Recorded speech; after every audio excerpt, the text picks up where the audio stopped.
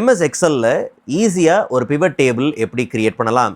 ஒரு சின்ன source data பார்த்தீங்கன்னா இருக்குது. இந்த டேட்டாவை அனலைஸ் பண்ணுறதுக்கு தான் நமக்கு பிவட் டேபிள் தேவை.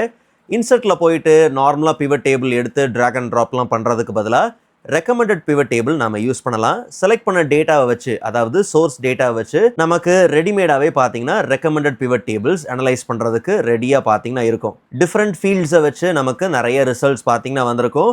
ஸோ நாம் எதை ஃபோக்கஸ் பண்ணுறோம், எந்த ரிசல்ட்டை தெரிஞ்சுக்க விரும்புகிறோமோ அதை நாம் இங்கே என்ன பண்ணலாம், இன்சர்ட் பண்ணிக்கலாம்.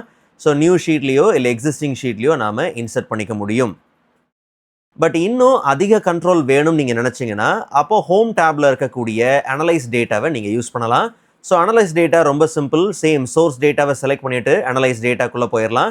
இங்கே நமக்கு தேவையான கொஸ்டின்ஸ் ஏற்கனவே அனலைஸ் பண்ணி நம்ம டேட்டாவுக்கு தேவையான ஒரு சில ப்ரீசெட்ஸ் பார்த்தீங்கன்னா இருக்கும். நம்ம இங்கேருந்து தாராளமாக என்ன பண்ணலாம், இன்சர்ட் பண்ணிக்கலாம். இல்லை நமக்கு தேவையானதை நாமளே நம்ம கொஸ்டின்ஸை கொடுக்கனாலும் கொடுக்கலாம். For example total sales by region in pivot table அப்படின்னு நீங்கள் கொடுக்கனாலும் தாராளமாக கொடுத்துக்கலாம். ஸோ அப்போ அதுக்கான ஆன்சர் பார்த்தீங்கன்னா வந்துடும். பட் இதில் என்ன விஷயம்னா, நீங்கள் இதை இன்சர்ட் பிவட் டேபிள் கொடுக்கும்போது ஒரு நியூ ஷீட்டில் தான் பார்த்தீங்கன்னா இன்சர்ட் ஆகும். செகண்டரியாக நமக்கு ஒரு சில வேலைகள் பார்த்தீங்கன்னா இருக்கும். ஸோ ஃபார் எக்ஸாம்பிள் இதே வந்து unit sold by product pivot சார்ட்டில் ரிசல்ட் வருது வேணும்னா நாம் அதை இன் பிவட் டேபிள்னு பார்த்தீங்கன்னா கொடுத்துக்கலாம். அண்ட் ஆல்சோ இதே நாம் இன்சர்ட் பிவட் டேபிள் கொடுத்து ஒரு நியூ ஷீட்டில் நாம் இன்சர்ட் பண்ணிக்க முடியும்.